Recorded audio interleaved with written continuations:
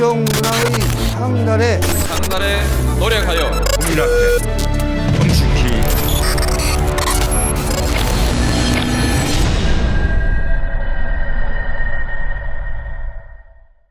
네, 반갑습니다. 안녕하세요. 장안의 화제가 되고픈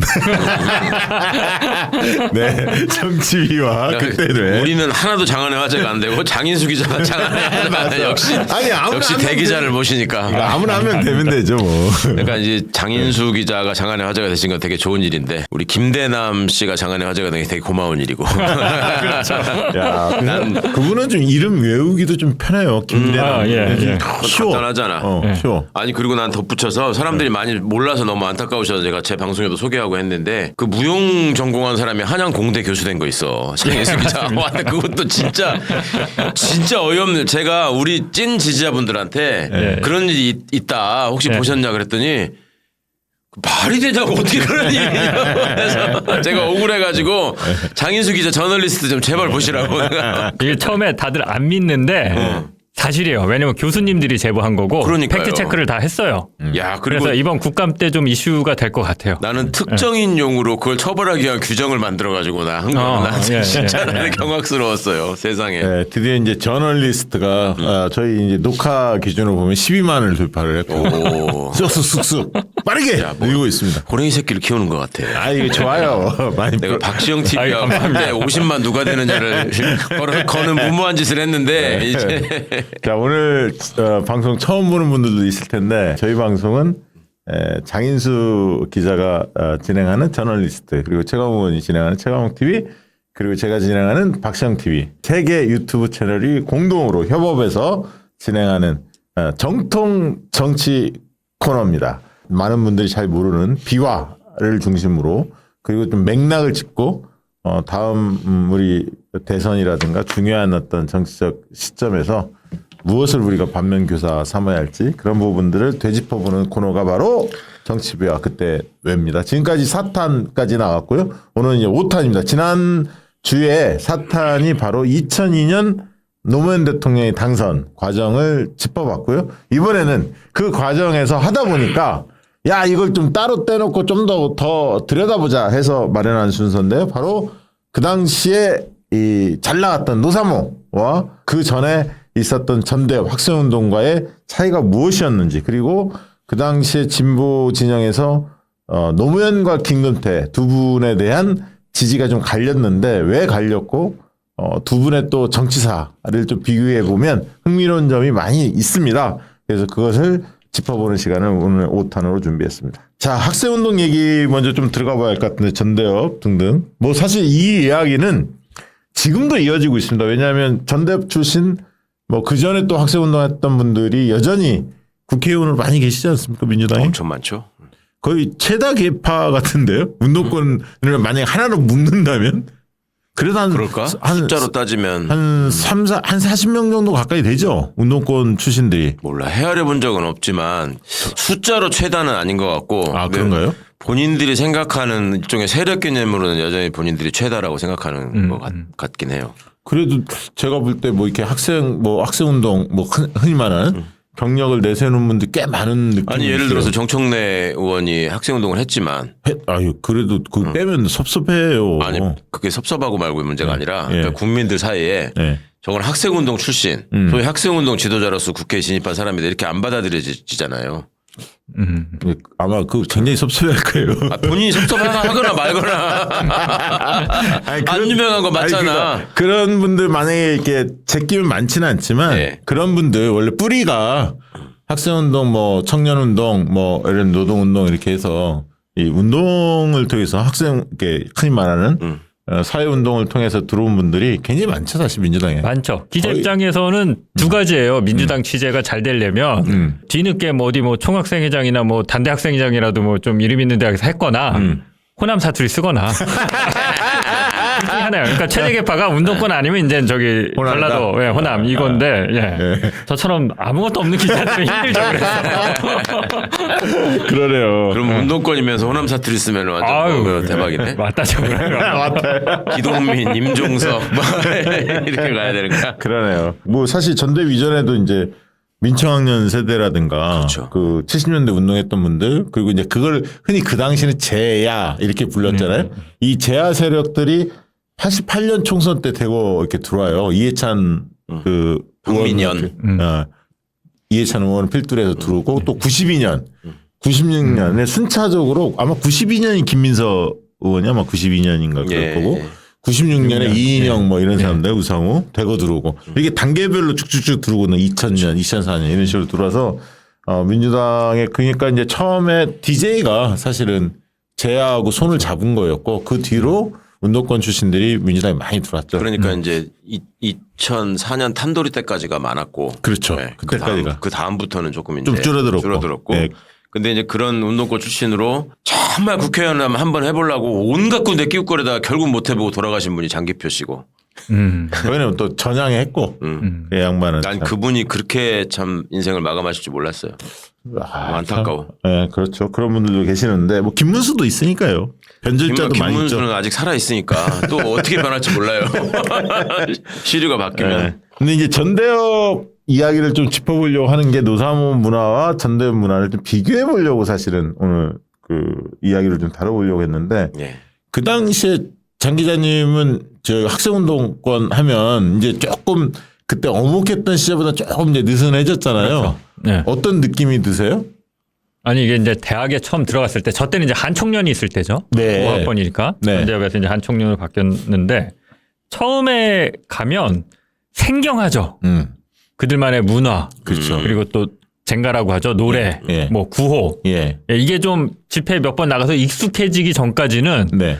난 누군가 여긴 어딘가 신입생들이 처음 이제 선배들 따라가서 가면 그 젠가라는 용어로 표현했어요. 저 때는 예, 투쟁가, 투쟁가. 그러니까 그거를 줄여서 젠가라고. 민중가요라고 할 때 그냥 젠가 뭐 이렇게 아, 이거 예. 줄여서 처음 우리도 처음 그러니까 들어봐요. 이거 하면서 뭐 네. 적들의 심장에 뭐 피해 불벼락을 내려라 뭐 이런 노래들이 있거든요. 센 노래 그런 거 이제 집회 현장 나가서 좀 이렇게 끌어오르게 하는 노래 젠가라고 하죠. 민중가요는 이제 좀 부드러운 것도 많이 있잖아요. 예. 예, 서정적인 것도. 노차사가 음반으로 낸 거는 민중가요고. 예. 예를 들면 이제 뭐 꽃다지 뭐 이런 꽃다지도 이제 젠가고. 음반 나왔어요. 여기서도 이제 세대 차이가 나네. 젠가. 그러니까 이게 전대협은 이미 완성형이고요. 네. 완성형이잖아요. 네. 그러니까 제가 거기 그들의 어떤 그 리그에 끼고 싶어도 저 같은 90년대 학번은 낄 수가 낄 수가 없어요. 없죠. 그러니까 네. 마지막 그 어떤 게 되려면 진짜 무슨 제가 나온 학교에 총학생회장이라도 해야 되는데 그거 어떻게 해.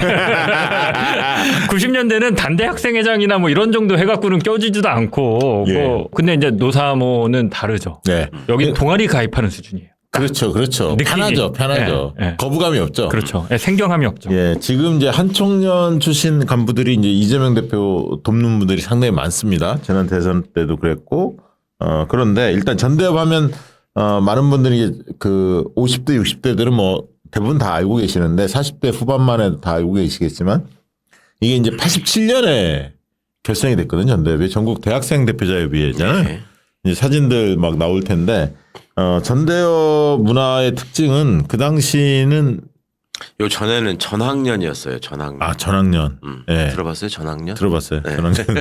전학년은 학생회들의 연합체 같은 형식이었고 이제 대학생 대표자 협의회라고 해가지고 저게 임종석 의원입니다. 네, 왼쪽에. 임종석. 예. 그래서 이제 이 당시는 문화가 뭐였냐면 독재 한가했던 시절이었기 때문에 굉장히 비밀주의, 보안은 생명. 저 그거 너무 많이 들었어. 학교 들어가자마자 뭐 의식과 교육 받은 다음에 네. 보안은 생명이다. 그게 얘기. 너무 싫더라고. 처음부터. 보안은 생명. 그래서 약간 엄숙지. 왜냐하면 자기가 막 워낙 그 끌려가던 시절이었기 때문에 좀 뭐 집회만 갔다 잡혀가고 막 이러니까 누구를 불고 막 이러면 주변에 있는 사람들이 많이 피해를 보니까 네가 알고 있는 사실 너만 알고 있어야지 주변에 이야기하면 안 된다. 뭐 이런 문화가 셌죠. 그렇죠. 그리고 학번이 깡패였죠. 한 학번 기수가 굉장히 그 힘이 센. 그리고 저 때가 이제 87년 1월 달에 우리 박종철 열사가 돌아가시고 거기서 이제 그 박종철 열사가 박종운이라는 사람의 이름을 대지 않았다는 걸로 이제 불고문을 받는 거잖아요. 저 부천에. 네. 예. 그렇게 숨겨주고자 했던 박종운이라는 사람은 이제 한나라당에서 계속 출마하다가 그랬죠. 결국 안 되고 이제 사라졌는데 그때 이제 그런 어떤 여파도 있었죠. 저렇게 박종철 열사처럼 선배를 지키기 위해서 저렇게 목숨을 잃은 사람도 있다. 뭐 이런 게. 그때만 해 저는 그런 생각을 해요. 지금의 대학생들과 그 당시 전대협이 풍미했던 그 시절 80년대 중반 후반 90년대 초반까지 그때 다녔던 대학생들 보는 시각이 완전히 다르다고 봐요. 일반인들이. 그만큼 세상이 완전히 바뀐 거죠. 그러니까 그때는 대학생들이 약간 암울한 시대에 대학생들이 뭔가 정의를 외치는 사람들 세력들 그렇잖아요. 뭐 진실을 밝히려는 자기가 탄압받더라도 자기가 다치더라도 왜냐하면 언론이 완전히 통제돼 있었고 그랬잖아요. 그리고 대학을 안 나온 분들이 상당히 많았잖아요. 그때 대학 진학률이 한 20% 선이었어요. 맞아요, 네, 맞아요. 네. 그러면서 이제 약간 뭔가 운동 세력 중에서도 선도투, 맨 앞에 싸우는 사람들. 그리고 약간 뭔가 좀 이렇게 청년 지식인 그룹으로 간주되는 분위기가 맞아요. 있었지. 예, 쟤들이 똘똘하고 많이 알아. 뭐 이런 게 있었죠. 똑똑해. 대학생들이 똑똑해. 쟤네들은 뭔가 진실을 알고 있을 거야. 그래서 학생들이 막 집회 현장에서 유인물을 나눠주면 시민들이 그걸 꼼꼼히 읽어봤어요. 그럼. 왜냐하면 언론에서 나오질 않으니까 진실이. 우리 같이 이제 시골 출신들 내려가면은 이제 동네 사람들이 와가지고 이제 서울에서 무슨 일이 있나 지금 뉴스에 안 나오는 소식들은 계속 물어보시는 거지. 그렇죠. 그리고 이제 얘기를 해주면 다 그렇다고 이제 그래요 이제 그런 일이 있었어 이렇게 하시는 거고 몇 개 이제 고스란히 숨겨가지고 잘 갖고 내려간 무슨 유인물 같은 거 있으면은 막 엄청나게 떨리는 마음으로 이렇게 막 보시면서 맞아요. 그런 게 있었죠. 그 시대에 그러니까 이게 그 시대의 저널리스트야 우리가 막 뭔가 알리는 역할도 하고 막 이랬어. 그랬었죠. 그런데 지금은 이제 지금 대학생을 폄훼하지는 않지만 지금 대학생들은 그렇게 안 보죠. 왜냐하면 이제 기성 세대들도 다 그 학력 수준도 높아졌고 정보화가 되면서 미디어가 또 발달되면서 예. 다 모든 정보를 다 알게 됐잖아요. 그러니까 이제 대학생들이 차지하는 위치 자체가 80년대 그때하고 지금의 대학생은 많이 다르다. 아니 그 80년대 대학생들이 이제 학부모가 돼서 자기 자식을 아래로 그렇지. 네? 한다는 소리가 무슨 애들 그런 거 아니에요. 용돈을 끊어버려야 된다.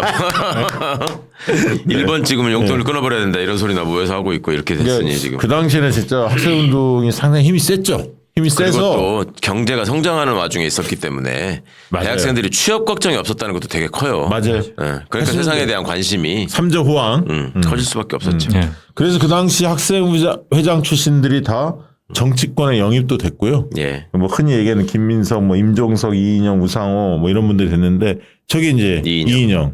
참 못생겼었어. 고려대 학생회장이었는데 전대협 1기. 진짜 용됐어요. 저때 봐봐. 저렇게 못생겨가지고. 그래서 임종석이 나 잘생겼다고 더 하고 자, 다니는. 임종석 아까 나왔는데 임종석은 특히 또 수배 받았잖아요. 그렇죠. 500만 원. 야, 저거 보면 깜짝 놀래. 이거 당시에 500만 원이면 지금 얼마입니까 이게? 몇 천만 원 되는 거 아니에요? 그렇죠. 몇 달치 원금. 그때 저때 우리 학생식당 밥값이 400원일 때거든. 그러니까 지금 학생식당 밥값이 제일 싼 데가 얼마냐고 우리 애들한테 물어봤더니 한 4,000원, 5,000원 하는 거 그렇지. 같던데. 3, 4천 원 하지. 4천 원 하지. 10배는 붙여야죠. 그러니까 최소한. 5천만 원이야 저거. 야, 진짜. 아니 저때 유명하잖아요. 저건지 총학생회장인지 뭐 한총련인지 이렇게 그 벽보를 붙이면 네. 여고생들이 뛰어갔다는 거예요. 아, 그거 임종석. 저 임종석 맞아요. 예, 한양대 예, 그 예. 총학생회장 할 때 총학생회장. 벽보 예, 붙이면 맞습니다. 여고생들이 예. 뛰어갔습니다. 그렇게 인기가 있었고요. 그런데 이들의 이제 단점 중에 하나를 좀 짚어봐야 하는데 아까 이제 특징은 비밀주의, 엄숙주의, 학번이 깡패다, 위계질서 이런 게 강했다는 거고. 그러니까 그 얘기는 수직적 위계질서가 굉장히 강했어요. 맞아요. 예, 일사불란함을 원했죠. 그러니까 이의제기를 용납하지 않았습니다. 그런 문화의 일환으로 우리 세대들은 만나면 몇 학번이냐고 이렇게 물어보잖아. 그렇지. 몇 살이냐고 안 물어보고. 몇 학번이냐. 그리고 선배가 시키는데 어디서 후배가 말대꾸야. 뭐 이런 문화 있잖아요. 시키면 까라면 까야 한다. 그렇죠. 이게 위계질서야. 수직적 위계질서. 이게 워낙 강했어요. 그리고 또 한편으로 약간의 선민의식 같은 게 있어요. 우리가 옳다. 이 독선으로 이어질 수도 있는데 아집과 독선으로. 예. 이런 선민의식이 상당히 강했습니다. 그거는 아까 그 암울한 시대에 우리가 진리를 밝히는 역할을 했다.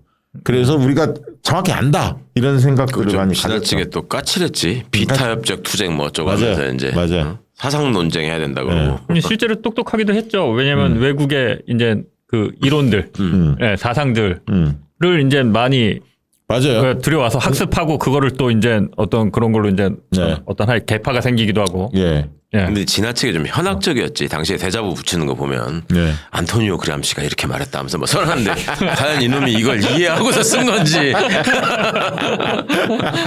그 대자보 문화가 있었네. 그럼 진짜. 대자보가. 네, 그 당시에. 대접에 그람시 이런 걸 쓰고 그랬어요. 그럼요. 얼마나 어마어마한 단어와 문장 표현들이 많았는데. 뭐 알티세르 뭐 이런 거. 그럼 거기다가 뭐 다 해놓고 막 이런 수정주의자들과의 뭐 이런 걸. 막 그랬고 근데 이제 일부는 사실 그런 학생운동 하다가 청년운동 하다가 예. 바로 아까 정치권에 입문하는 분들이 꽤 많았죠. 이제 그러다 보니까 그분들이 평범한 사람들의 삶 그러니까 이제 흔히 말하는 서비스 마인드 이런 게 없다. 그러니까 돈 벌려고 다른 사람 앞에 고개 숙이고 물건 하나라도 팔려고 이런 분들의 애환 고민, 서름 이런 것들을 과연 알고나 있을까? 이런 게 있죠. 그래서 저는 사실은 직업을 처음부터 다른 직업을 안 잡고 그냥 정치만 한 사람들 있잖아요. 그게 장점도 있거든요. 아래로부터 성장을 했으면 네. 바닥에서부터 쭉 성장해서 그게 올라왔으면 뭐 예를 들면 구의원, 시의원, 뭐 도의원 이런 거 쭉 해서 올라왔으면 또 그 장점이 있는데 이 학생회장 출신들은 벼락 출세를 한 거거든. 어떻게 그렇죠. 운동의 상징성을 그래서 이제 가지고 영입됐으니까. 그 건너먹었다는 말 아세요? 건너먹다. 못 들어봤는데. 나 들어봤어. 네, 들어본 말이야. 건너먹다는 말이 사투리인가요? 표준어인가? 표준어예요. 표준어인데 호남 지방에서 많이 쓰지. 건너먹다는 말이 뭔가 이렇게 경험에서 내실이 채워지지 않은 상태에서 섣불리 판단하고 행동하는 거 이런 거는 이제 그러니까 건너문 애들이 많았지. 그래가지고 이제 세상의 고민을 나 혼자 다 안고 있는 것 같은 이런 모습을 보이기도 했고 저는 그런 지적을 받을 때마다 늘 생각하는 게 신윤복 선생께서 쓰신 글 중에 그런 게 있어요. 내가 감옥에 들어가기 전까지는 머리로 세상을 생각하고 머리로 사람을 사랑하고 머리로 헌신한다고 세상을 바꿔야 된다고 믿었다. 근데 감옥에 있으면서 그 가슴으로 내려왔다. 그 정말로 어려운 생활을 하면서 네. 거기까지 오신 분들과 동고동락하면서 그 가슴으로 내려왔다. 그러나 나는 먹물로서의 한계 때문에 여전히 그게 다리로까지 내려가지 않았다. 앞으로의 내 삶은 다리로 이걸 내려가는 너무너무 맞는 말이잖아요. 네, 맞는 당시에 말이에요. 이제 우리 또 학생운동 출신들이 더더욱 새겨야 될 말이고. 네, 같은 맥락인지 모르겠는데 기자 입장에서 이제 취재를 해보면 네. 민주당 쪽은 똑똑하고 논리적이고 얘기가 잘 돼요. 이 현안에 대해서 딱 논리적으로 이래서 이래야 된다라는 게 네. 있는데 국민의힘은 이제 다 그런 건 아니고 어떤 일부 의원이나 이렇게 중에 자수성가해서 돈 벌어서 네. 이제 정치권으로 온 사람들이 네. 있어요. 이제 회사를 일군 거죠. 아니면 뭐 물려받아서 더 키웠던지 이런 사람들이 갖고 있는 어떤 자신감, 네, 세상을 보는 자기 나름대로의 철학이나 이게 만만치 않은 내공을 갖고 있구나라고 하는 부분을 느낄 때가 있어요. 기자로서 네. 얘기를 해보면 그냥 그래요. 네. 저 보수 꼰대 나이 먹어서 이게 아니라 해봤다는 거죠. 네, 사업을 하고 몸으로 부딪혀보고 공무원들한테 로비도 해보고 뭐 어려워도 보고 해서 자신이 깨닫게 된 거에 대한 어떤 확신 같은 것들. 네, 네. 예, 예. 이게 좀 달라요. 그러니까 결이 다른데. 그 세상이 그렇게 만만치 않아 이렇게 네, 얘기하는 네, 부류들이 네, 있죠. 근데 이제 그런 걸 나름대로 감고 정치권에 와서 자기가 사업하면서 느꼈던 이제 부당함들을 한번 해보려고 하는데 이제 민주당은 아닌 거고 사업하는 사람 입장에서 그래서 국민의힘이나 이제 보수 정당으로 간 사람들이 있는데 보수 정당의 힘이라고 하면 사실 이제 그런 사람들이어야 하는데 이제 대한민국은 그렇지는 못한 것 같고 근데 그나마 이제 보수 정당에서 얘기된다고 하는 사람들 이제 그런 어떤 실력 같은 것들이 이제 그런 데서 나오죠. 네. 예. 학생운동했던 이 전대 문화가 그 사실은 우리가 이제 코트 효과라고 하잖아요. 그 청년 시대에 겪었던 가치관, 인생관이 쭉 간다. 네. 예를 들면 극적인 어떤 그 사건들이 터졌을 때. 근데 이제 전대협 시절에는 직접 학생운동에 뛰어들었던 사람들도 있지만 주변에 그 박수치고 동조했던 분들도 하나의 집단 문화라는 게 있어요. 그래도 그 의식이 정치 의식이 오랫동안 가는 거거든요. 근데 그때 이제 특징적인 게 뭐냐면 백골단 기억나세요? 무자비하게 탄압을 했거든요. 그러니까 이제 학생운동 했던 분들은 사실은 죽음을 각오하거나 최소한 죽음이 아니더라도 내가 잡혀가서 징역살이 하고 아니면 집안이 폐가망신하고 부모님의 얼굴이 막 떠오르고 막 이런 거는 다 있었어요. 그런 두려움 고민들이 늘 있었죠. 그런 걸 이제 뚫고 싸워왔기 때문에 나름대로 정의감 이런 건 굉장히 저는 투철하다고 봅니다. 그래서 이제 전대협 출신들의 그 국회의원들이 배지를 단 이후에 승승장구했던 이유는 실무에 그렇게 강하다요. 다른 사람들은 뭐 이렇게 예를 들면 글을 쓰거나 뭘 맡기면 일을 제대로 못하는 분들이 많은데 국회의원들 중에 전대협 출신들은 산전수전 다 겪어봤거든. 젊은 시절에 여러 일들을 겪고 자기가 뭐 예를 들면 대잡으로 써본다든가 뭐 어디 가서 연설을 한다든가 여러 가지를 다 해봤기 때문에 상당히 똑똑합니다. 똑똑하고 실무형이에요. 리더들도 실무에 강하다. 그런 것들이 정치권에 좀 잘 나간 이유 중에 하나인데요. 근데 이제 운동권들의 취약점은 뭐였냐면 주변에 신세 지는 경우가 많았어요. 숨겨주는 것부터 일단 누구 뭐 학생 때 잡혀가게 생겨서 눈의 집에 어디 집에 가서 골방에 처박혀서 맨날 며칠을 막 있어야 하고 한 달 두 달 막 수배 받을 때도 있고 그러다 보니까 주변 사람들한테 늘 신세죠. 사회 나갔을 때 그 번번한 직업을 못 가지고 뭐 용돈을 받는 경우도 있었고 그렇잖아요. 그러니까 그게 조금 재밌으시라고 양념을 좀 치자면 두 가지가 생각나는데 백골단이 저때 이제 학생운동을 진압하기 위해서 엄청 많이 뽑았단 말이에요.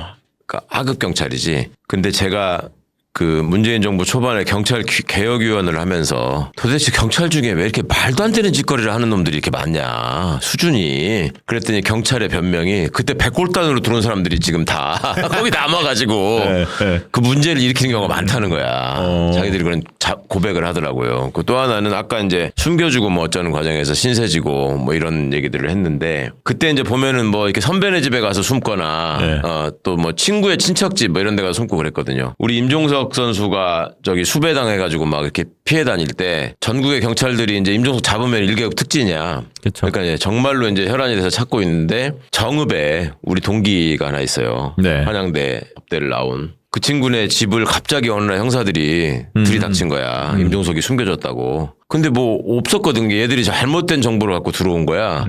근데 이제 이 집안 내력이 걔네 집안이 이 혁명가 집안이야.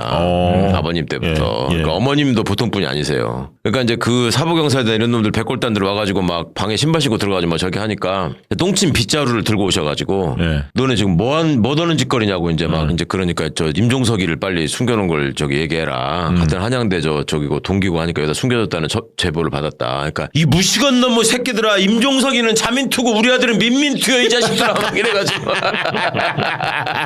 이게 학생운동 그 뿌리 중에 자민투세와 미민투세 옛날에 오래된 쫓아내셨다는 정파가 좀 다른 건데 야 똑똑하신데 대단하지 않아요? 2002년 그때 경선이 끝나고 그래서 노무현 대통령 당선 이후에 제가 이제 오영식 의원이 한번 불러서 간 적이 있었는데 그게 이제 전대협 동호회가 아직도 있어요. 전대협 출신의 간부 출신들이 있죠. 모인 전대협 동호회라는 명칭 하에 매년 이제 모이고 그러는데 그때 이제 노사모 얘기를 좀 들려달라라고 해서 제가 이제 전대협도 그 경험을 해봤고 저도 이제 학생운동을 했었거든요. 그래서 노사모도 해봤기 때문에 둘을 좀 비교해 드린 적이 있었는데 핵심이 뭐였어요? 그 얘기를 좀 해줘야지. 네. 이제 노사모 제가 첫 번째 얘기한 거는 아까 이제 전대 문화를 설명했는데 노사모 문화의 첫 번째 특징은 아이디 평등주의다. 아이디 평등주의는 뭐냐면 아이디를 부여하니까 닉네임 부르는 장인수님, 최강욱님, 박시영님 이렇게 부른단 말이에요. 거기 이제 저 같은 하마라는 닉네임이 있어서 하마님, 상추님, 뭐 상추님, 뭐 이런 식으로 뭐님을 붙이니까 존중하는 문화가 일단 있어요. 반말을 하지 않기 때문에. 그리고 나이가 어리거나 나이가 지긋하거나 상관없이 서로 아이디를 붙여주니까 함부로 무시하지 않거든. 그리고 두 번째로는 그 학번이나 이런 거를 나이를 안 따졌어요. 불문율이었어요. 그게 노무현 대통령의 특징이기도 해요. 노무현 대통령이 고등학교 상고를 졸업하셨잖아요. 그래서 대학을 묻거나 어디 나이를 묻거나 고향을 묻거나 이런 거 안 해요. 직업도 안 묻고. 그러니까 그냥 아이디 세상에서 평등한 거예요. 누구나 동일한. 그리고 오프라인 모임을 하더라도 불필요한 그런 얘기를 안 합니다. 저는 무슨 일을 하고 있습니다. 이거 얘기하고 싶은 사람만 굳이 하지 그걸 굳이 안 밝혀도 돼요. 나이도 안 밝혀도 되고 결혼 여부 뭐 모든 것을 밝힐 필요가 없이 그렇게 이루어졌다. 이게 이제 큰 특징이고 두 번째는 집단지성을 발휘를 했는데 그러다 보니까 온라인 이 투표가 최고 의사결정 기구였어요. 노사모에는. 그러니까 무슨 회장이 지시하는 게 아니라 진짜 논쟁적인 사안은 직접 투표. 회원들이 직접 투표를 통해서 온라인 투표를 통해서 의사를 결정했어요. 그러니까 굉장히 더디었죠 의사 결정이.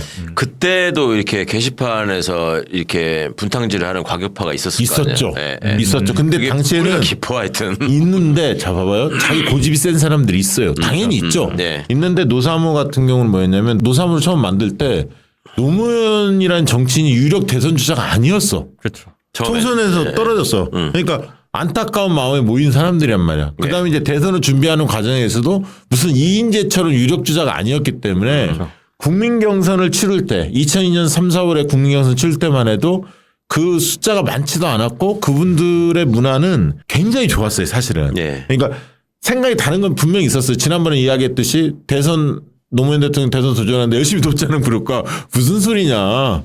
우리는 그냥 노무현의 정신 철학이 좋아서 그렇지 그 정치인 행보하고는 별개다. 이렇게 이제 맞섰단 말이에요. 돕지 말자. 그냥 우리가 적극적으로 뛰어들 필요 뭐 있냐. 이렇게 이제 나눠졌지만 결국은 적극적으로 뛰지 않은 쪽으로 정리가 됐고 또 투표를 통해서 이런 집단지성이 발휘가 됐고요.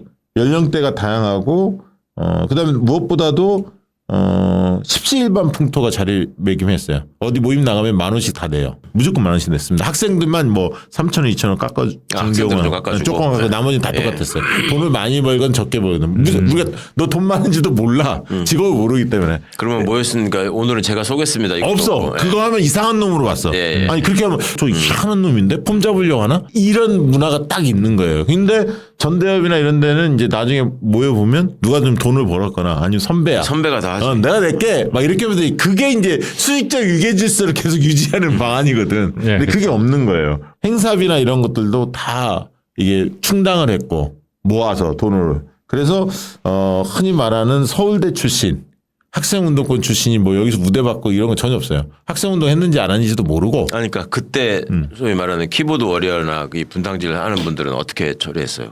근데 그게 자발적으로 대응했어요? 처리가 되는 게 누가 글을 올리면 지금의 달아. 좋아요처럼 댓글 답글들이 있거든. 그건 달게 돼 있거든. 네. 그 많이 달리고 여기 이 내용이 너무 좋다. 막 칭찬하는 글 있으면 걔가 먹는 거야.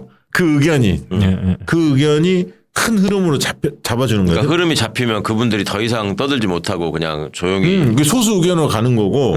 근데 가끔 이제 시비 거는 사람들 있고 그래서 이제 그때 이제 제재 조치 같은 거 가끔 나오는데 그게 수위가 예. 이제 조금 오래 역사가 가면 이제 조금씩 깊어지는데 근데 이제 노무현 대통령이 잘 나가는 시점부터 이게 어려워져요. 왜냐하면 이게 통제를 할 수 있는 게 아니에요. 누구나 들어올 수 있거든. 방해꾼들이 계속 들어오는 거예요. 그러니까 대선에 임박해서 들어올 때 이상한 애들이 좀 들어오기 시작하죠. 약간 있죠. 그다음에 대통령이 된 다음에 그건 더 심해지지.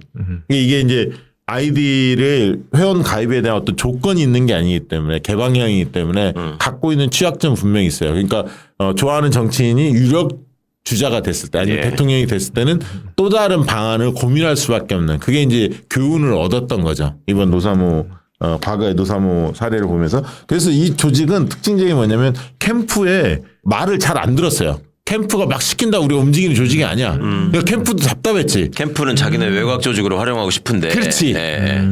야 여기에 손발이 필요해. 여기 노사모 가져. 이러고 싶은데 안 움직여.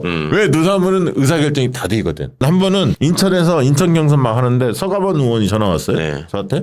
그래서 인천에 어디 사람들을 만나야 하는데 자발적인 우리 노사모 사람들 회원들이 한 20여 명 좀 갔으면 좋겠다. 도와줬으면 좋겠다. 행사에. 근데 갑자기 연락 와서 휴일날 전날 그래서 제가 그 공지는 띄우겠지만 얼마나 갈지 우리는 모른다. 우리가 무슨 지시한다고 움직이는 조직이 아니다. 그랬더니 만약에 20명 모였는데 한 8명, 7명밖에 안 모인 거예요. 그럼 우리는 저희 같은 입장에서 너무나 그 7명, 8명도 감사하거든. 근데 캠프 입장에서 볼 때는 이거 뭐 하는 거지? 우리 약속한 바가 없거든. 최대한 노력을 해보겠다 이런 거지. 그럴 정도로 캠프와 약간의 긴장 관계가 늘 있었어요. 시키는 대로 하지 않습니다. 자발적이었기 때문에. 그리고 여기에서는 글 잘 쓰는 사람들을 농객이라고 하잖아요. 네. 기억나시죠? 농객. 농객. 근데 농객 글 잘 쓰는 사람도 유명세를 치르고 잘 나가. 하지만 춤 잘 추는 친구들도 잘 나가. 행사장 가면 막 춤추고 율동 잘하고 막 노래 잘하고 노밴이라고 있었는데 그런 분들도 아주 각광도 받고 선동가 그다음에 자원봉사 열심히 하는 분들 다양하거든요. 그런 분들 다들 실천 운동을 묵묵히 열심히 했던 분들이 다들 조명을 많이 받았죠. 좀 특이했던 집단은 분명합니다. 그러다 보니까 국민 경선 때는 이제 선거인단 모집을 열심히 하는 사람들, 뭐 500명 모으고 1000명 모았다 이런 사람들이 막 스타덤에 오르기도 하고요. 손편지지 아까 광주 경선 때 손편지지 막 보냈다 그러죠. 전국에서 대의원들한테 편지지 뭐 30장 50장 썼던 사례들 막 올리거든요. 감동의 도가니가 되죠. 뭐 그런 분들. 그러니까 아까 잠깐 소개하셨지만 처음에 노무현 대통령이 계속 실패한 정치인이었던 데서 시작됐다는 게 되게 중요한 것 같아요. 맞아요. 이때 선거마다 승리하고 누가 봐도 자기 대선 후보고 이런 식으로 승승장구하는 분이었다면 날파리들 엄청 꼬였을 거거든. 맞아요. 여기 이제 향후에 무슨 자기 정치적 입지나 이권을 기대하면서 오는 사람들. 근데 그게 아니었기 때문에 순수한 분들이 정말 이렇게 참여할 수 있었다라는 게 참 역사적 우연이지만 참 좋은 그 결말을 맺어서 너무 고맙지. 근데 처음 그 노사모 모임에 나왔는데 깜짝 놀랐다니까요. 자기 누군가 직업을 몇 명이 얘기했는데 사연도 다양하고 왜 노사모 들어왔어야 했는데 사연도 다양하고 직업군도 너무 다양했어요. 그래서 야, 이 모임이 되겠구나. 왜냐하면 학생운동 출신들이 너무 많으면 이거 안 굴러갈 거라고 봤어요. 근데 생활인들이 참여하는 모임이구나. 그리고 뭔가 생명력이 있고 그 느낌을 딱 받아서 처음 모임 때 아, 여기는 살아있구나. 죽은 조직이 아니구나. 수직적인 그런 어떤 모임이 아니라 위기 질서가 있는 모임이 아니라 자발적으로 참여하고 책임지는 그런 모임이라는 느낌이 들었고요. 왜 유명한 얘기 있잖아요. 미키루쿤가? 이상호. 노차사를 검색하다가 네, 맞아. 잘못 검색해갖고 노사모가 검색됐는데 노차사인 줄 알고 들어갔다가 뭐지 하고 이제 노무현 이런 사람이 있었어 그러고 이제 하게 됐다고 맞죠? 노사모의 스타죠. 스타였죠. 국민경선 때. 그러니까 가입한 경위를 뭐 그렇게 얘기하는 걸 들었었어요. 왜냐하면 본인이 그 당시 이제 고졸이었거든요. 그분도 뭐 학년이 그래요? 길지 않았거든요. 나중에 이제 대학을 가셨는데 양발공장 사장이셨고 굉장히 열심히 하셨죠. 유명했죠. 그리고 이제 연예인들도 많이 참여했죠. 사실 노사모의 초기에 이제 명계남 선배, 영화 배우죠. 명계남 선배님이 핵심적인 역할을 하셨고 문성은 선배가 나중에 같이 뛰어들었고요. 그리고 이제 뭐 우리 승리했을 때 권혜호 뭐 이런 분들 오셨었어요. 그렇죠. 그다음에 이제 YB 윤도현 밴드 이런 데가 이제 노풍이 분다 부산에서 공연할 때도 같이 참여도 해주시고 이런 분들이 많이 직간접적으로 많이 도와줬습니다. 진짜 많은 분들이 도와줬고 그래서 일각에서 그런 얘기 들어왔죠. 노무현이 좋아서 들어왔는데 노사모가 더 좋더라. 문화가 좋더라. 아, 그럴 수 있겠네. 네. 좋은 그래서 말씀이네요. 이제 그래서 생명력을 좀 가졌던 그리고 여기 이때 이제 중요했던 게 욕설하고 비방하는 거 이런 거는 좀 퇴출하고 그런 걸 자제했어요. 그러니까 노무현 만약 이인재를 향해서 뭐 김근태를 향해서 뭐 그런 지지자들 향해서 만약에 그 경쟁을 하더라도 홍보를 하더라도 적정 수위를 지키자. 우리가 욕설이나 비방 뭐 이런 걸 하면 상대가 좋겠냐. 그러면 같이 맞붙어서 할 텐데 그러면 이 선거판이 지저분해지고 그건 우리가 바라는 결과가 아니고 노무현 대통령한테 오히려 해를 끼칠 수 있다. 자제하자. 그러니까 노사모가 어디서 모였다 이러면은 그냥 느낌 자체가 저분들도 흥겹게 놀겠구나 자기들이. 그렇죠. 이런 느낌이 있었어. 네. 그래서 이제 저는 그때 떠올랐던 게 아니 그 뒤로도 계속 떠오르는 게 신경림 선생님 그 에세이 제목 중에 못난 놈들은 서로 얼굴만 봐도 흥겹다 이런 책 제목이 있거든. 네. 그러니까 여기서 말하는 못난 놈들이라는 게 특별히 껐덕거리지 않고 뭐 권세나 무슨 이런 거 내세우지 않고 평범하고 좋은 사람들의 의미인데 이 제목을 볼 때마다 내가 그 노사모가 떠올라요. 정말 흥겹게. 그 전국 단위 모임하면 각 지역에서 자기 지역 음식 맛있는 거 있잖아요. 만들어서 와요. 사갖고 오기도 하죠. 만들어서 전부 다 와서 가면 여기 와보면 여수 돌김치 있습니다. 먹어보세요. 저희 가면 또 부산 뭐가 있습니다. 그러니까 동서화합이라는 게 그게 되더라고요. 이해도 되고 문화를 그렇게 됐고 그다음에 이제 이게 이제 대선 승리하자마자 이건 이제 처음으로 밝히는 비화인데 이게 이제 비화입니다. 저한테 전화가 왔어. 예. 노무현 대통령 당선된 날, 당선된 그러니까 그 12월 19일 날 대선을 치렀으니까 20일 날 아마 제가 기억 20일 날 맞을 겁니다. 아니면 21일 둘 중에 하나인데. 전화 왔는데 문성근 선배한테 전화 왔어요. 근데 그 전에 제가 국민참여운동본부 그 민주당 선대위 때 노무현 선대위 때 상황실장을 하고 있었거든요. 전화 와서 노사모 해체해야겠다. 문성근 선배한테 전화 왔습니다. 그래서 제가 아니 무슨 말이냐. 했더니 위에서 그 해체하는 게 지금 필요하다고 판단하는 것 같다. 그래서 제가 위가 누굽니까? 그렇지. 백원우입니까? 왜냐하면 우리 캠프 쪽에서는 백원우 의원이 과거에 담당을 했었거든요. 백원우 같지는 않거든. 느낌에 아니다. 그러면서 이제 누군지는 밝히진 않는데 약간 캠프 전체의 의견이 좀 모아진 듯한 예. 거기에 이제 노무현 대통령의 의지가 실렸는지는 모르겠지만 흔히 말하는 핵심에서 논의가 이루어져서 문성호 선배한테 연락이 간 것처럼 느껴져요. 근데 그때 제가 전화 받으면서 느꼈던 것은 아 그럴 수 있겠다는 생각은 가졌어요. 왜냐하면 아까 있던 누구나 아이디만 만들면 누구나 들어와서 할 수 있기 때문에 대통령이 되셨기 때문에 얼마든지 분탕질을 칠 수 있는 그렇죠. 작전 세력이 들어올 수 있다고 생각을 네. 했거든요. 그런데 이제 한편으로는 저희 같이 국민 경선 때나 막 그렇게 열심히 뛰고 또 보람도 많이 느꼈던 사람도 있지만 대선을 또 앞두고 막 두른 분들이 있거든. 이제 막 재미 좀 보려고 너무 좋거든. 그래서 이분들은 야 이제 재밌게 한 판 놀고 싶은데 해체 이런 얘기 되면 빡칠 거 아닙니까? 그래서 야 고민되더라고. 근데 굉장히 무겁게 이야기를 하셔서 그때 이제 그 얘기를 듣고 뭐 아까 했던 뭐 이상호 뭐 이런 미키르쿠부터 시작해서 몇몇 핵심들한테 의견을 전달 이런 연락이 왔다. 그러면 그때 노사모가 한참 열심히 이제 재밌게 활동할 때 네. 그때 모이면 네. 당시에 노무현 의원이나 노무현 후보를 메시아처럼 찬양하는 그런 분위기는 있었어요, 없었어요? 그 정도 그 뭐 이렇게 그런 흔히 말하는 막 찬양 일변도 이런 건 아니었지만 믿음은 굉장히 강했죠. 그러니까 노무현 그거는 대통령이. 뭐랄까 우리하고 비슷해 보이는 못생긴 상고 출신의 사나이가 이 험난하고 더러운 정치판에서 뭔가 맑은 물처럼 이렇게 흘러가려고 할 때 우리가 좀 물꼬를 터주자 이런 식의 어떤 동지 의식이지. 그쵸. 노무현이 우리를 구원할 것이다 이런 건 아니었던 것 같아요. 구세주 이렇게는 안 봤죠. 근데 이제 네. 제가 이 말씀을 여쭤보는 이유가 지금 이제 부탕질 치는 사람들을 보면 이재명이 세상을 구원할 것이다. 우리에게는 오직 이재명뿐이다. 뭐 이런 사람들 있단 말이에요. 예전에 또 문재인만이 우리의 희망이다. 막 이런 그러니까 무슨 종교적인 광신도처럼 보이는 이런 모습. 이것도 이제 우리가 극복해야 될 숙제 중에 하나예요. 한 사람이 세상을 구원할 수 없잖아요. 그런데 그렇게 해놓고 또 내가 이렇게 기대를 하고 이렇게 밀어줬는데 하는 게 뭐냐 이제 이렇게 바로 또 실망하고 돌아서 가지고 또 엉뚱한 짓 하고 이런 사람들이 있으니까 네, 네.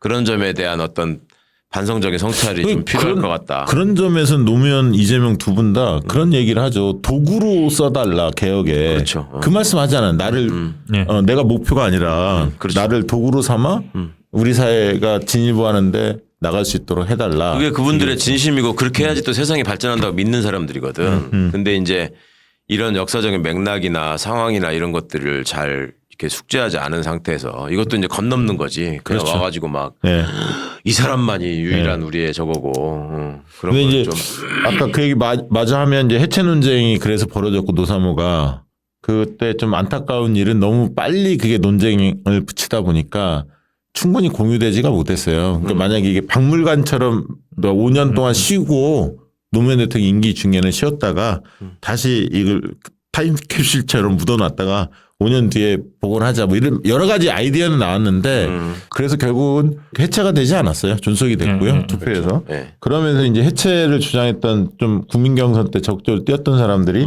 생활정치 네트워크 국민의힘이라는 시민단체를 결성했고 거기에서 이제 아까 명계남 이상호 미키르쿠 뭐 그게 정청래 이제 국힘이 이제 우리를 표절했다 이렇게 네. 이제 맞아요, 얘기했던 맞아요. 국민의힘 그게 저희가 국민의힘이죠. 그 네. 국민의힘 만들어서 장현철 뭐 이런 분들이 열심히 활동을 했죠.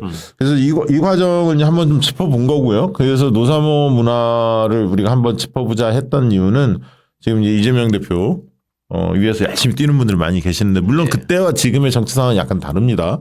그리고 막 수박들도 있어갖고 더 많이 사람들이 경황돼 있는데 사실 그때도 후단협 있었잖아요. 똑같이. 네. 그리고 이미 지금 이재명 대표가 사실은 민주당이 대세로 굳건하게 자리 잡고 있기 때문에 좀 더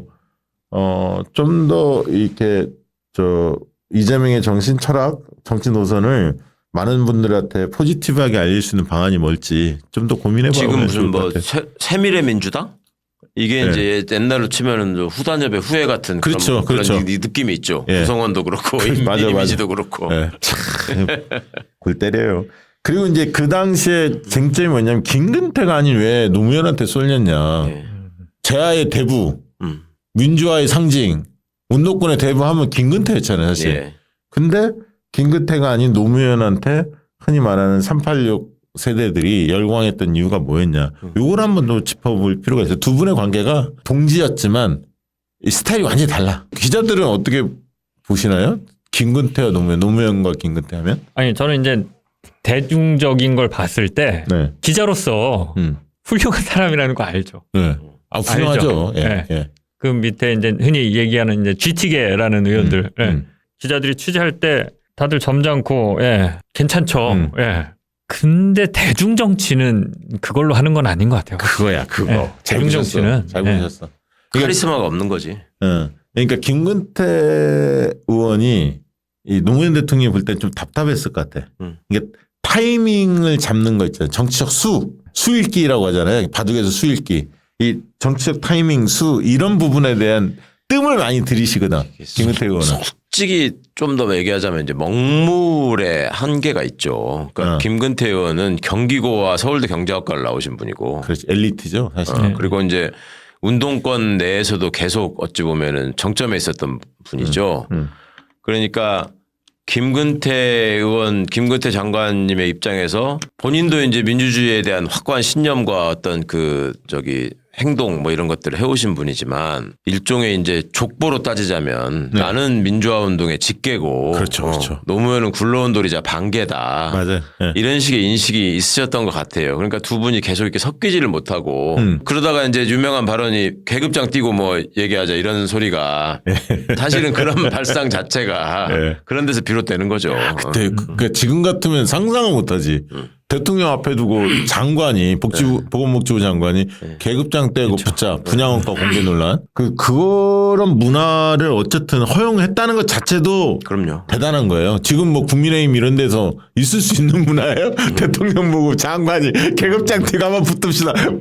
그리고 이제 당시에 노무현 대통령 스스로가 굉장히 학습 능력이 뛰어난 분이고 그다음에 이제 토론을 좋아하시는 분이었기 때문에 세상에 정답이라고 하는 것은 없다. 우리가 이제 계속적인 토론을 통해서 정답을 찾아가야 된다라고 하시면서 국무회의 같은 것도 그렇게 운영을 하신 거예요. 그러니까 국무회의라는 게 지금 보면은 장관들 쭉 깔아놓고 윤석열이 거기 앉아가지고 지금 59분 떠들다가 맥락도 안 닿는 얘기하고 그냥 사라지는 이런 건데 그러니까 내가 왕이고 신하들 깔아놓고 내가 폼 잡는다 뭐 이런 자리밖에 안 되는데 한명숙 총리님 말씀을 들어보면 부총리제를 둬가지고, 그러니까 이제 사회 분야는 교육부총리, 그 다음에 이제 외교안보 분야의 통일부총리, 그 다음에 경제 분야 경제부총리 이런 식으로 해서 부총리 책임제로 해가지고 그 밑에 장관들을 이렇게 함께 묶어가지고 그렇죠. 이 그룹 토론을 시킨대. 그걸 보시는 거야 대통령이. 그러면은 장관들이 공부를 안 할 수가 없잖아요. 준비를 안 할 수가 없잖아요. 그리고 그 얘기를 하는 과정에서 사실은 국무회의 같은 걸 이렇게 보고 있으면 또 실제로 이제 청와대에 있으면서 정책 조율 같은 거 할 때 보면 부처 이기주의가 심각하거든요. 이거는 지 업무인데 뭐 뺏기면 안 되네. 뭐 이거는 뭐 어쩌고 하면서 심지어 뭐 산하기관을 어떻게 둘 것이냐 이런 것들도 다 밥그릇으로 생각하거든. 근데 이제 그런 거를 대통령 앞에서 얘기하면서 이거를 정리를 해야 되니까 거기서 이거는 무조건 내 겁니다. 이런 말을 못 하는 거예요. 그리고 이제 장관들의 실력이 드러나고. 그러니까 이제 그런 모습들이 참 역대 정부가 계속 구현해야 되는 모습이었는데. 예. 아니, 그러니까 노무현 대통령은 후계자를 참 많이 키워낸 분들이에요. 그러니까 뭐 정동영 기억나시지만 이해찬, 유시민, 한명숙, 뭐 김근태, 정세균, 이광재 뭐 등등 다 요직에 등용을 해서 그 사람들이 다 그 뒤에 다 대선을 도전해 볼 만한 그런 사람으로 다 키워냈어요. 사실 대단한 분이시고. 그리고 사실 권력을 가장 많이 나눠준 사람이죠. 맞아요. 네, 자신의 권력을 사실은 다 나눠줬죠. 뭐 예를 들면 수사권과 관련해서도 검찰이 손 안 댈 테니까 해라. 그래서 검찰 그때 제가 기억나는 게 검찰 청사로 그때 어째지 뭐 아무튼 수사할 때 국민들이 보약 보내고 그랬었어요. 잘한다고 그때 이제 뭐 여당을 막 수사하고 그러니까 아무튼 그것도 이제 노무현이 그걸 보장해줬기 때문에 그랬던 거고 지금 말씀하신 대로 외교 분야, 뭐 경제 분야 이렇게 나눠서 그냥 항상 그렇게 하겠다고 하죠 대통령들이. 그래놓고 인사 자기네들이 다 하잖아. 그렇죠. 근데 실제로 그런 권한을 주고 터치하지 않았거든요. 책임총리라는 것도 그때 처음 이해찬 총리 저기를 해서 맡겨서 하셨고. 그렇죠. 책임총리 이해찬. 그게 참 어려운 일이거든. 아니 이회창이 김영삼한테 찍힐 게 뭔데 총리하면서 총리가 재청권을 행사하니까 나도 이거 좀 봅시다 했다가 이 자식이 어디 감히 건방지게 이렇게 된 거잖아. 그렇죠. 근데 이제 시대를 앞서간 대통령이라고 하잖아요. 우리가 맞아요. 노무현 대통령 시대를 났어. 그러니까 노무현 대통령이 생각하시던 그 수준에 다 못 미친 거지. 그러니까 맞아요. 정당도 못 미쳤고 여야 할 거 없이 네, 네. 그다음에 국무위원들의 수준도 못 미쳤고 그렇게 이제 분권을 해가지고 뭔가 실력을 발휘하고 토론을 통해 성장할 기회를 줬으면 그만큼 노무현의 시대 정신을 받들어가지고 더 발전시킬 생각을 해야 되는데 그 틈을 타고 이제 내가 다음은 나다라고 이제 고개를 치켜들려고 하는 모습 이런 것들이 이제 국민들 보기에 꼴사납게 보이는 면이 있죠 또. 이제 그 얘기 한번 드려봐야 할 것 같은데 김근태 그 의원을 좋아했던 분들이 아까 얘기했던 운동권들이 많았는데 이분들이 주변에 신세진적이 많았다고 했잖아요. 그러니까 막상 국민선거인단, 국민경선 선거인단 이제 누구나 참여할 수 있게끔 이렇게 제도로 만들었거든요.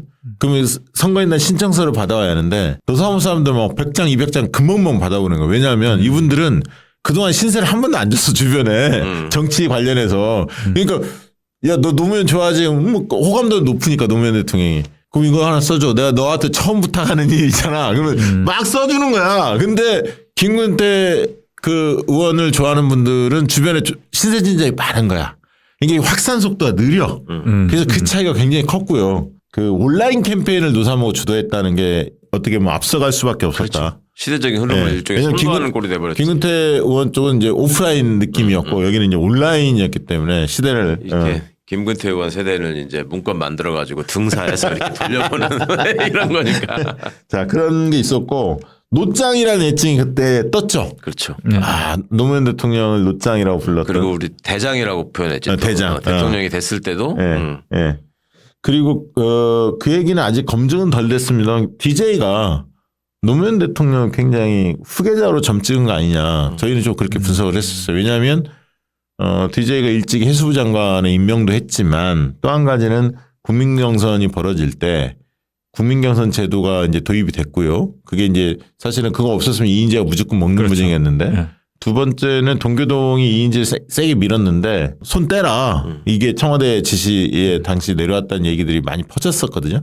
그 얘기는 그 수혜는 사실 노무현 대통령이 받았기 때문에 겉으로 대고 노골적으로 얘기는 안 하셨지만 DJ는 노무현을 분명히 후계자로 염두에 뒀다. 저는 뭐 그렇게 보는 편입니다. 왜냐하면 또 97년 대선 때 노무현 대통령이 찬조연설, DJ 찬조연설도 하셨고 캠페인 광고에도 등장도 했거든요. 이제 그 당시에 동교동계가 이인재 후보를 밀었잖아요. 네. 그게 이제 그런 그분들의 어떤 굳이 역사적 맥락이라고 하자면 그런 게 있지. 그러니까 자기들은 동교동계고 노무현 대통령은 부산 출신으로서 김영삼에 의해서 정치 입문한 사람이 그렇죠. 상도동계 출신이니까 네. 그런 사람을 어떻게 우리가 대통령으로 밀고 그 밑으로 들어가냐 뭐 이런 식의 그 알량한 그런 걸 극복해야 되는데 민주당이 가면 갈수록 그런 것들이 극복돼야 되는데 내심 아직도 이렇게 남아있는 그게 있거든. 나는 어디 출신이고 뭐. 나는 사실은 노무현 대통령하고 이재명 대표하고 비슷한 점도 상당히 많다고 봐요. 그러니까 이재명 대표가 DJ하고 또 비슷한 점도 있고 노무현 대통령과 또 비슷한 점도 있습니다. 물론 비주류 둘 다 비주류고 네, 그렇죠. 그다음에 뭐 진짜 자수성가한 사람이고 당내에서 기반도 별로 없었던 분들이고 스타일도 약간 비슷해요. 약간 고집도 좀 세고 인파이터 이런 기질도 있고요. 그다음에 무엇보다 개혁적이면서 실용적이야. 두 분 다 그래. 노무현 대통령도 한미 FTA도 마찬가지죠. 개혁적이면서도 실용적으로 접근하거든요. 이재명 대표도 비슷해요. 그런데 아까 김근태 의원은 좀 그렇지 않았어요. 흔히 말하는 교과서 쪽으로 이건 진보 쪽에 담론하면 그걸 굉장히 그 관철하려고 그렇죠. 그 소신을 가지고 계속 이야기하시는 편이었고 노무현 대통령이 좀 시대적 흐름을 읽으면서 큰 틀에서 적어도 한다. 민주진보 진영에서 대권 후보가 되고 대통령이 되고 하는 분들은 그 지지자들에게 저 사람은 나하고 상관없는 삶을 산 별도의 세상에서 온 구원자다라는 느낌이 아니죠. 그러니까 나하고 같이 똑같은 생활을 하면서 누구보다도 앞장서서 우리 공동체를 위해서 헌신한 사람. 그래서 내가 뭔가 마음속으로 저 사람한테 약간의 미안한 심정이 있고 짠한 마음을 가지고 도와주고 함께하고 싶다라는 그런 것들이 자발적인 열정으로 이렇게 투영되는 분들이 항상 그 대권 주자로서의 선두에 서고 그런 분들이 대통령이 됐지. 예를 들어 정동영 씨만 하더라도 그런 경험이 없잖아요. 그렇죠. 없죠. 그리고 뭐 다른 것들 다 겪고 예를 들어 이낙연, 정세균, 뭐 아이고. 김근태 이런 분들이 다 갖고 있는 공통점들이 맞아요. 그러니까 어떤 순탄하게 살아왔던 사람 그렇죠. 느낌이 있지 곡절을 겪은 느낌이 없어. 거기서 그게- 이겨낸 그런. 그게 느낌. 저는 저쪽 정파와 우리 지지자분들 간의 완벽한 차이점이라고 생각해. 저쪽 사람들은 뭔가 자기들이 조아리면서 그 옆에 붙어가지고 뭔가를 이렇게 얻어먹을 수 있는 사람, 나한테 뭔가를 나눠줄 수 있는 사람, 이런 것들을 찾잖아요. 그냥 자기 이익을 보호해 줄 수 있는 어떤 그런 적으로서의 이게 윤석열 같은 게 이제 대표적인 모습 아니에요. 그렇게 여왕으로 숭배하던 박근혜를 집어넣은 사람한테 또 우후 몰려가가지고 그렇게 하면서 그 당사자로부터 쥐약 먹은 놈들이라는 소리를 듣고도 찍소리 못하는 그런 모습들이 그게 그런 게 너무 차이가 나는 것 같고. 그러니까 서사라는 게 그래서 중요하죠. 맞아요. 대통령 후보는 서사가 있어야 한다는 얘기를 많이 하는데 그 당시에 사실 김근태, 노무현 두 사람을 단일화시키려는 노력도 있었어요. 경선 들어가 있잖아요. 예. 그 민주 후보 단일화해야 한다. 특히 이제 노무현 후보 측에서 많이 주장을 했죠. 왜냐하면 지지율이 조금 높았기 때문에 조금이라도. 근데 이제 김근태 그 의원 지지 쪽은 뭐였냐면 상징성이 우리가 센 거 아니냐. 그렇죠. 민주화의 상징성 우리가 하고 있다 이렇게 이제 주장한 거고. 그러다 결국은 무산이 됐어요. 그래서 각자 레이스에 들어갔는데 지난번 저희가 이제 짚어봤습니다만 제주, 울산 경선 또 광주 경선 거치면서 노무현 노풍이 세게 불었고 김근태 의원은 거기서 중도 하차하죠. 그러면서 이제 불법 정치자금 고해도 했어요. 근데 이게 반향이 없었어요. 예. 야, 역시 순진해. 김근태는 그러니까요. 이렇게 평가받았죠, 그냥. 이게 그 이후에 이제 노무현 대통령 집권한 이후에도 이제 DY계 GT계라는 용어를 썼는데 네. 판판이 밀렸어요, 사실. 맞아요. 그렇죠. 판판이. 그러니까 그걸 이제 뭐 아까 기자 물어보셨는데 대중 정치라는 게 또 어떻게 보면 그 김근태라는 정말 그 독재 정권과 목숨을 걸고 뭐 남영 대공부실 들어가서 뭐 유고문 당하고 뭐 그랬던 거 아니에요? 두드려 맞고 정동영한테 안 되는 거야. 대중성에서 안 되지. 예, 잘생겼고, 예, 말 잘하고, 예, 방송인 출신이니까 또 뭐 오죽하겠어요. 앵커 출신이니까. GT를 보면 좀 그래서 안타까움과 애잔함이 기자들도 그걸 아는 기자들은 좀 있는데 맞아요. 안 되는구나. 어쩔 수가 없구나. 뭐 어거지로 이런 안 거죠. 되는 거야 그거는 진짜. 그렇지. 네. 근데 네. 개파는 김근태 개파가 세요. 민주당에서 뿌리야. 아니, 그렇죠. 그러니까 거기에 대한 충성도는 높죠. 네. DY는 이제 뭐 약간 좀 그러니까 많이 이제 그러니까 DI 쪽은 맞고. 막 예를 들면 잡탕이라면 그렇죠. 왜냐하면 네, 출신들이 다양하거든. 뭐 관료도 있고 다양한데 언론인 출신. GT계는 그 재하운동, 학생운동, 노동운동 했던 분들이거든. 그래서 이제 과거에 민평련이라는 게 있었고 거기에 서른의원 이런 분들이 이제 좌장 역할을 했죠.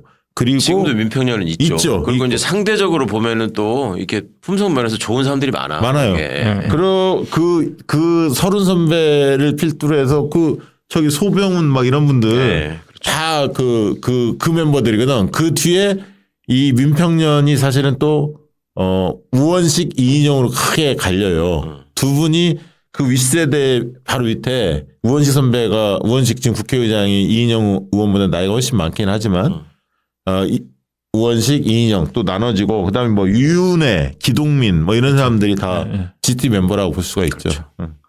그 아직 그게 언제인지 모르는데 아마 당대표 선거였을 거예요. 전당대회 때. 이제 DY가 연설을 했는데 GT의 이제 연설, 김근태의 연설이 기억나는 게 부럽다. 연설을 진짜 잘한다. 방송국 출신이고 열정적이고 나도 저렇게 하고 싶은데 그 고문 후유증 때문에 나는 이게 흥분하고 목소리를 높이면 콧물이 흐른다. 맞아요. 그 얘기 이런 나왔어요. 얘기를 한 적이 한 번 있어요. 그런데 진짜 짠한 거야. 그걸 취재하다가 딱 듣는데 막 순간 다 그랬어요. 그 취재하던 기자들이. DY가 이겼죠.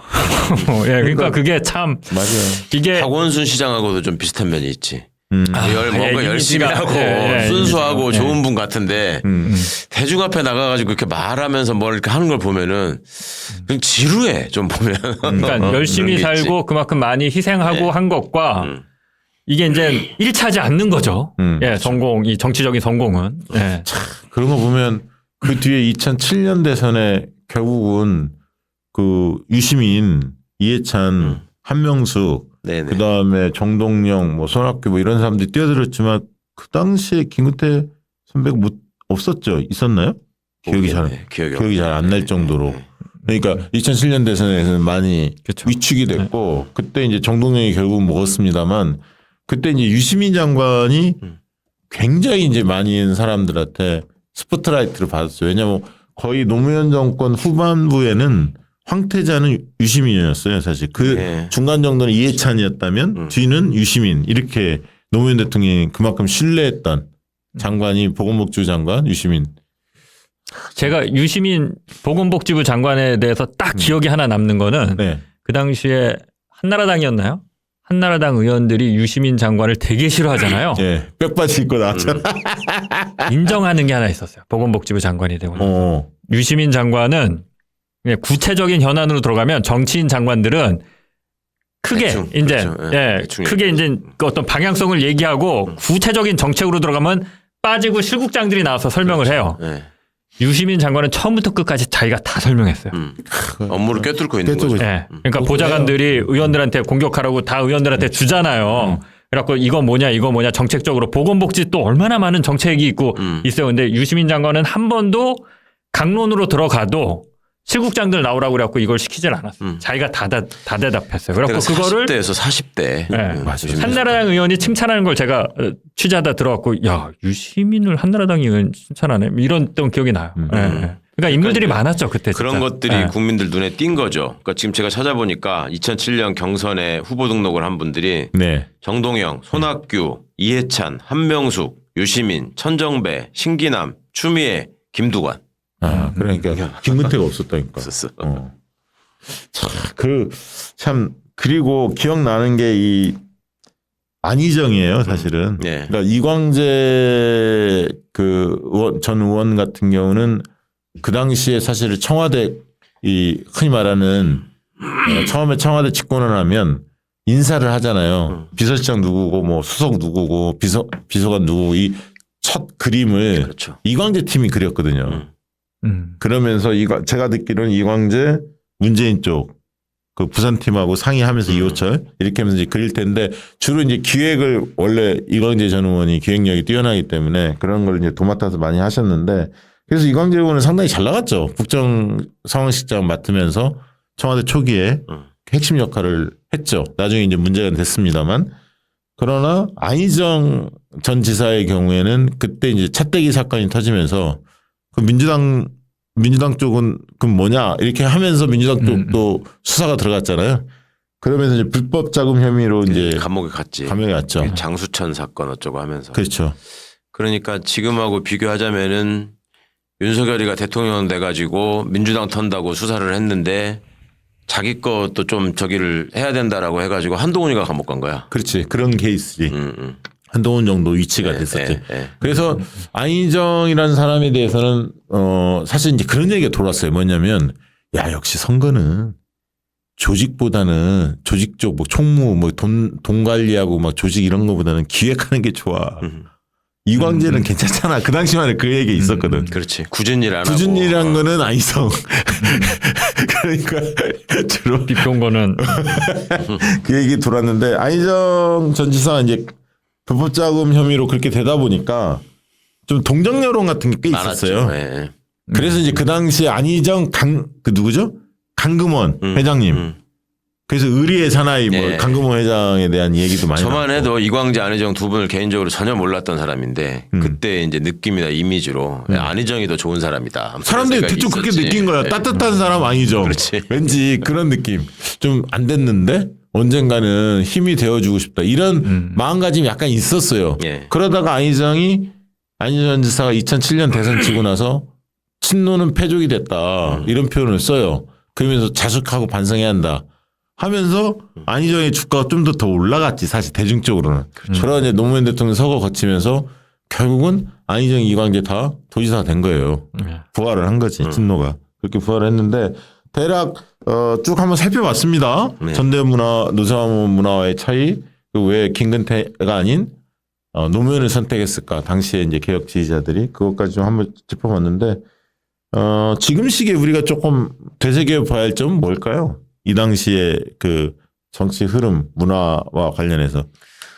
그러니까 노무현 대통령의 탄생이라고 하는 것이 굉장히 우리한테 중요한 어떤 역사의 한 고비를 넘어가는 계기였죠. 그리고 세계적으로도 아주 높은 평가를 받았고 그런데 자꾸 말씀드리지만 이렇게 시대를 앞서간 대통령이었다라는 안타까움과 아쉬움이 이제 여전히 국민들 가슴 속에 이제 계속 노무현 대통령에 대한 일종의 존경심 이런 걸로 점점 커져가는 이유가 되고 씨앗이 되는 건데 그 민주주의라고 하는 것이 국민들의 마음 속에서 어떤 씨앗이 움트고 자라나가지고 큰 나무를 키워내는 거라고 한다면 노무현 대통령의 시대에서 우리는 실제로 그걸 경험을 했죠. 저는 그게 굉장히 행운이라고 생각했어요. 이 시대에 태어나서 내가 80년대에 그 대학 생활을 하면서 그 정말 더러운 꼴을 보다가 노태우가 당선되면서 절망했던 그런 생각도 떠오르면서 야, 노무현 대통령의 당선을 내가 보는구나.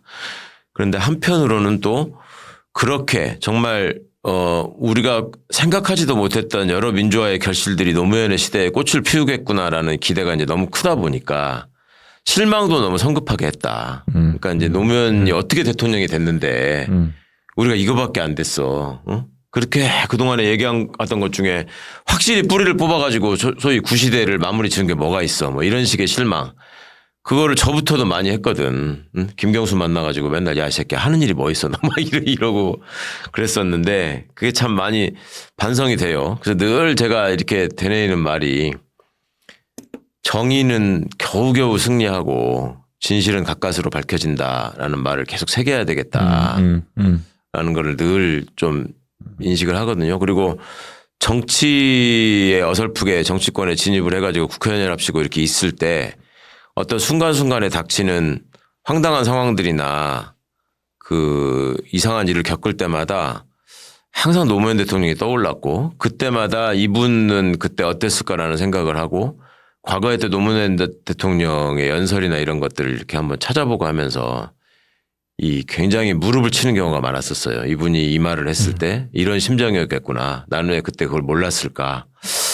이제 그런 것들이 하여튼 그 당신이 생각했던 이제 그 너무나 비극적으로 세상을 떠나셨지만 그 전에 이제 꿈꾸셨던 게 진보의 미래 이런 거였잖아요. 네. 그러니까 그분이 왜 그걸 그렇게 필생의 과업으로 하고 완성하려고 했던가 그런 걸 많이 생각했었습니다. 저는 이제 그 서거 했을 때가 기억에 많이 남는데 제가 이제 그 당시에 수원 연화장에서 그 화장을 했거든요. 그렇죠. 연화장. 근데 정말 그 수원 연화장 들어오는 길을 시민들이 쫙 뭐 서울에서부터 시작해서 정말 그 시민들이 노무현 대통령이 그 수원이라는 지역하고는 특별히 어떤 뭐 연고나 뭐 이게 없었던 것 같은데도 쫙 늘어선 걸 보면서 저 이제 기자잖아요. 그 직전까지 그러니까 노무현 대통령 집권하고 이제 물러나고까지 대한민국은 노무현 때문에 다 모든 게 문제였어요. 그렇죠. 모든 게 노무현 탓이었어요. 그냥. 예. 그리고 돌아가시기까지도 그냥 다 노무현 탓이었어. 모든 게.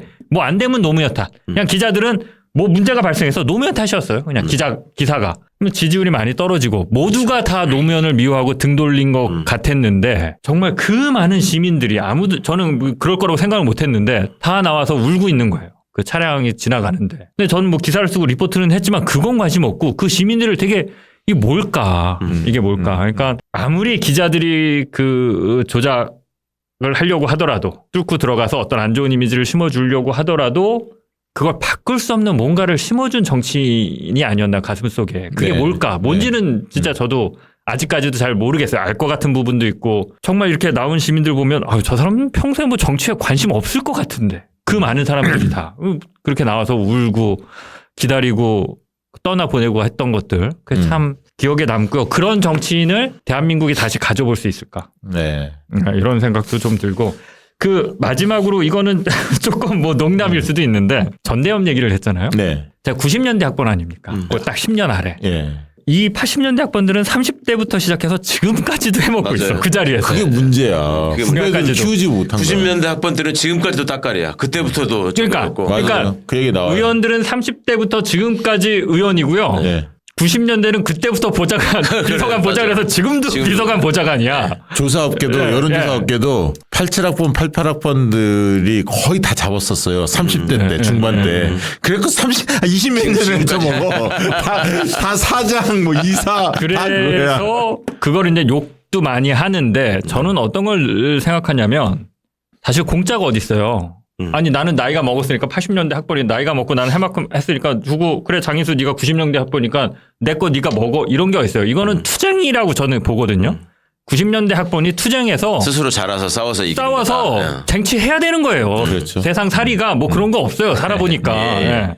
근데 그게 시대적인 어떤 그런 뭐라 그럴까 80년대 학번들이 정말 그 역사의 변곡점을 겪으면서 있는 거죠. 배운 어떤 그런 갑옷 같은 것들, 이게 내공 같은 것들. 중요한 부분이야. 90년대는 민주화가 되고 나서 이제 서태지 뭐 이런 거, 뭐 주스 이런 거 보면서 젊은 시절을 하고 대학 가서 80년대 학번들도 이해하지만 또 그 나름대로 문화가 있는데 이거를 투쟁해서 싸워서 내 것으로 쟁취한다라는 게 안 되는 것 같아. 세대적인 한계인 것 같아. 80년대 학번들이랑 그걸로 부딪혔을 때. 노무현이 꿈꿨던 세상은 아마 이제 전대협 같은 세상은 아니고 노사모 같은 세상일 텐데 사실 그렇죠. 각 회사의 조직들은 다 이 위계가 세거든요. 맞아요. 특히 기자들 아까 뭐 얘기했지만 군대 전대협 이 문화 그대로 기자 문화는 그대로예요. 그대로. 그렇지. 아, 이게 예, 예. 이게 말을 받아서 한마디 보태자면 3, 4년 전에 재선그룹 민주당에 지금 이제 21대 지금 총선 22대 총선이죠 지금 22대 했죠. 21대 총선 때 당선된 재선 의원들이 한동안 70년대생들 90년대 학번들이 재선 의원들이 조명받을 때가 있어요. 그 행사도 했어요. 그때 재선 의원들 누구냐 박용진, 강훈식, 전재수, 강병원, 뭐 박주민, 이재정 굉장히 이미지가 나름대로 괜찮은 네. 그게 70년대생 90년대 대학을 다녔던 학번들의 공통 그 사람들이에요. 정치인들이에요. 민주당 재선 의원들. 이들이 뭉쳐갖고 뭐 행사를 했는데 사람이 안 모여.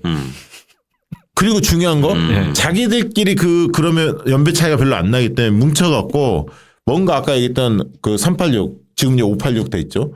586 세대와 우리들끼리의 어떤 차별성 이런 이야기도 하면서 그러면 같은 비슷한 세대니까 우리가 뭉쳐서 좀 새로운 정치를 한번 보여주자. 다른 문화도 보여주고 그리고 정당 혁신에 대한 목소리도 좀 내자. 뭐 이런 게 나왔어야 하는데 안 되더라고. 따로따로 놀더라고. 안 돼. 전혀 저는 같이 개별적이야. 생활을 해봤잖아요. 정확한 말이야. 전부 따로따로 놀고 다 지가 잘난 줄 알아. 스스로 지가 다 YSJ야. 그래서 이거 진짜 고민해야 돼. 그래서 그 586 세대가 숫자도 많지만 거기는 학생운동 때 그 뭐 아무튼 의리 같은 것도 있고 뭐 어떤 쌓인 문화 같은 게 있거든 보이지 않는. 맞아요. 근데 이 밑에 세대가 그걸 뚫고 나지 못하는. 저는 굉장히 아쉬웠어요. 저는 왜냐하면 그 586 세대 막내급이었기 때문에 밑에 세대하고도 관계가 있거든. 후배들이었으니까 늘 봤는데 야 그걸 치고 나가지 못하더라고. 아니 그러니까 그게 진짜 그립감이 세 갖고 그러니까 저는 이제 MBC 얼마 전까지 다녔으니까 MBC 기자들이 저 입사했을 때 13년, 14년 되면 취재 안 해요. 데스크로 올라가서 한 14년, 15년 차면 데스크로 올라가서 이제 취재 안 해. 저는 20년 차 다 돼가는데도 평기자야. 그러니까 그때 그 데스크 했던 선배들이 부장, 국장 여전히 후배들 취재 이렇게 하라고 지시하고 있고. 그게 문제야. 그러니까 이게 모든 지금 아마 회사도 마찬가지야. 비슷할 거예요. 그러니까 비슷해. 이게 근데 그거를 뭐 선배들 꼰대라고 해봐야 의미 없는 거고 싸워서 실력 내공을 갖춰서 싸워서 얻어내야지 그거를 그냥 뭐 나이 들었으니까 물러나세요 이거는 아닌 것 같아요. 우리 이제 유튜브 업계도 뭐 김호준이 뭐 절대 강자지만 뭐 최욱도 있고 이동영도 있고 이 장인수 기자도 있잖아. 그 세대가 있잖아. 여기서 극복합시다. 그리고 이제 마지막으로 한마디 드리면 그 당시 노무현 대통령 생각하면 저 이제 노무현 대통령 시절에 청와대에 있었으니까 그걸 늘 감사하게 생각하는데 그때 노무현 대통령이 저희 방에 찾아와요. 자이툰 부대에 갔다 오신 날이야. 네네. 새벽에 도착해서 잠을 못 주무시고 경례를 이렇게 움직이시다 한 7시쯤 돼서 저희 방에 오십니다. 저희가 이제 여론조사 비서관실이었는데 쑥 들어와서 갑자기 이제 여쭤보시는 거예요. 그 여론조사 저 지지율이 어떻게 될까 이렇게 물어보는 거야. 그 당시만 해도 대통령 지지율이 그렇게 높지 않았는데 그렇죠. 대통령은 늘 여론조사에 신경 안 쓰신다고 늘 말씀을 하셨어요. 부담 줄까 봐. 자기가 원하는 소신 있게 국정을 펼치겠다 이런 얘기를 많이 했는데 실제로는 그게 늘 머리에 있으신 거야. 그리고 와서 이 머리를 극적적 하시면서 묻는데 저희가 아니 자이툰 부대 효과가 나오려면 한 2, 3일 걸리는데 여론조사 그때 들어가려고 합니다. 그러나 뭐 어제 갔다 오셨는데 오늘 여론조사 나올 일은 없잖아. 연민 일관에 있었나요? 네, 연민 일관에. 그 말씀 들으니까 노무현 대통령의 외로움, 이제 시대를 앞서간 사람의 외로움에 대해서 마무리를 좀 말씀드리고 싶은 게 있는데 한명수 총리님이 그런 말씀을 하셨어요. 노 대통령님이 너무나 많이 이렇게 어두워지고 지지율도 안 나오고 여러 가지로 괴롭고 뭐 이렇게 하셔가지고 한총리님이 한번 대통령한테 뭔가 이렇게 용기와 희망을 좀 북돋아드리고 싶다는 생각이 들었대. 그래가지고 한총리님이 이렇게 연락을 하셔가지고 총리 공관으로 대통령을 모신 적이 있대요. 근데 그때 이제 문성근, 명계남, 이창동 뭐 네, 이런 네. 분들을 모셔가지고 함께 이렇게 식사를 하셨는데 그때 이제 술도 많이 마시고 지난 얘기도 하고 노래도 부르고 이렇게 하다가 노 대통령님이 눈물을 짓더라는 거예요. 그러면서 나는 자네들이 다 나를 떠난 줄 알았다. 이게 그분이 이제 혼자서 대통령의 자리에서 느꼈을 그 외로움 이런 것들이 너무 찡하게 전달이 되더라고. 맞아요. 너무 뭐 큰 일들이 너무 많았잖아요. 네. 대연정도 있었고 한미 FTA 뭐 이라크 파병 뭐 등등등 해서 많이 저희 결단을 내렸던 그런 정책 행위가 많았기 때문에 전통적 지지층과의 마찰들이 있었고 그러나 그걸 다 뚫고 나가셨고 지금 뭐 여론조사에 보면 압도적으로 뭐 역대 대통령 1위를 노무현 대통령이 하고 있지 않습니까? 많은 게 느껴지고요. 이재명 대표가 좀 굳건히 다 요즘에 뭐 사법적인 이런 검찰 구형 뭐 이런 게 많은데 흔들림 없이 굳건히 서시고 또 앞으로 차차기 멀리 내다보고 그런 역량 있는 정치인들은 이재명 대표 또 다 당대표이시니까 그런 사람들도 커나갈 수 있도록 자 직간접적인 도움도 주시고 그래서 정말 민주당이 5년, 10년, 20년 이렇게 집권할 수 있는 토대를 잘 마련했으면 좋겠습니다. 예. 자 오늘 순서는 이렇게 마치고 다음에는 지난번 예고해 드린 대로 일단 유시민, 이광재, 안희정에 대해서 좀 더 뭐 거의 이해찬 뭐 총리도 붙여도 좋고요. 그러니까 그 노무현 대통령이 왜 이들을 주목했는지 참모그룹과 참모그룹은 안희정, 이광재였고 참모그룹은 아니었지만 유시민이 있었고 또 정치적 동지였던 이해찬 있지 않습니까? 이런 분들의 정치 노선 철학의 차이 이런 걸 좀 한번 짚어봤으면 좋겠습니다. 우리가 이제 이게 5회차를 지금 마쳤잖아요. 네. 우리 이제 대기자 장인수 선생의 명성이 지금 다 알려졌으니까 이제는 동시 접속자 수 10만을 달성하지 않을까. 기대합니다. 좀 많이 봐주시면 좋겠습니다. 여러분 장인수가 나왔습니다. 그러니까 우리가 배출한 스타 장인수. 자 오늘 방송 이것으로 마치도록 하겠습니다. 고맙습니다. 감사합니다. 감사합니다.